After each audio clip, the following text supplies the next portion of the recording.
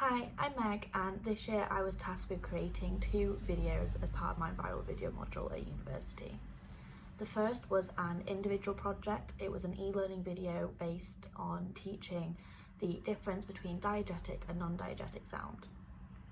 The second was a group project, and this was an e-learning video based on the work of Kat Mahoney to discuss the relationship between feminism, Instagram and body positivity.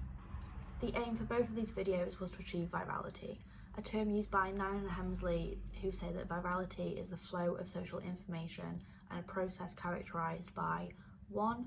Rapid sharing, 2. Cross-network transmission, and 3. A sharp acceleration in exposure. Virality can be visualised on a graph by a sigmoid curve. This means there is a slow, fast, slow pattern in the achieved views as seen here.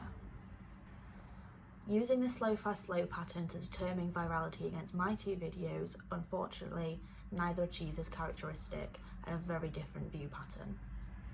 The group project was slightly more successful. This one gained around 250 views, whereas my individual one got around 160. However, both videos did get a similar pattern in viewership. They had a quick uptake in views when first published and then slowly evened off. This is likely due to the social media promotion used for each video, where top-down strategies were used to share and promote the video on social media sites like Facebook, Instagram, Twitter and LinkedIn. Both videos were shared on our personal social media accounts. The small number of views and lack of true virality is likely due to the failure to attract opinion leaders, such as Katz and Lazafeld's 2-step flow model discusses. By attracting social media influencers and opinion leaders, you open your video up to a wider audience. This was attempted in the promotion of both videos. We tagged university staff and the institution itself and relevant theorists, and also in the group project we attempted to contact Body Posi Panda on Instagram, a social media influencer who featured heavily in the video. As well as not attracting influencers, it is likely that due to the limited reach of our own personal accounts, the videos only reach people we have strong ties with, meaning our close friends and family. There was no wider audience reached through sharing. This limited social media reach is likely why most of the views gained happened when first published. The original social media promotion brought in viewers. You can see in the YouTube analytics for both video that the majority of views came from external sources, such as the links that we shared to our social media accounts. These links were not shared much further than our own friends and family, so no interest networks were crossed and true virality never happened. When producing both videos, it was important to keep them short and sweet, as a study from Joe found that educational videos between 3 and 6 minutes were more engaging than longer 15-minute plus videos.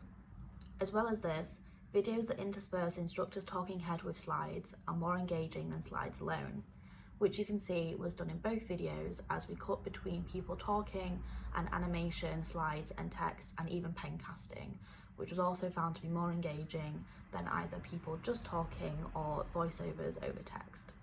Another key theory that I was keen to apply to my videos was Berger's step theory. In this, Berger outlines 5 values which viral videos can contain. They are social currency, triggers, emotional value, practical, and public value. You can see examples of these contagious characteristics within both videos.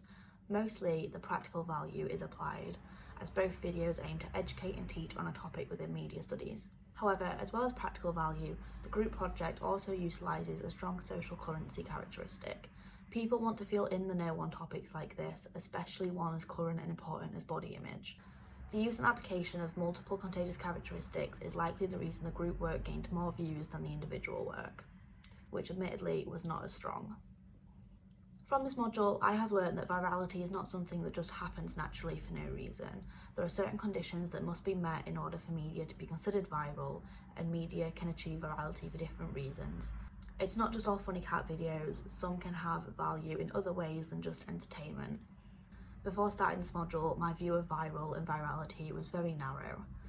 If I was to do a project like this again in the future, or produce videos like this again in the future, I know that I need to consider contagious characteristics a lot more seriously, as well as developing my technical skills in filming and editing.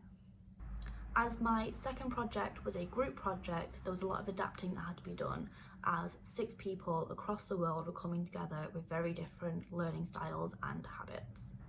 My team had a lot of strong natural leaders, so working out a dynamic that worked for us took some time.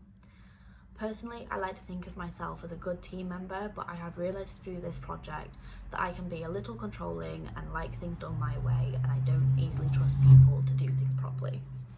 However, after meeting and getting to know my team, I was able to take a step back and stop trying to be in charge as much, especially when realising that the other members were just as, if not a lot more talented and skilled than I am. Tuckman's model outlines the stages that a new team goes through when they start working together. It begins with the forming stage and moves through storming, norming, performing and adjourning. I think that my group was in the forming stage for longer than we expected to be.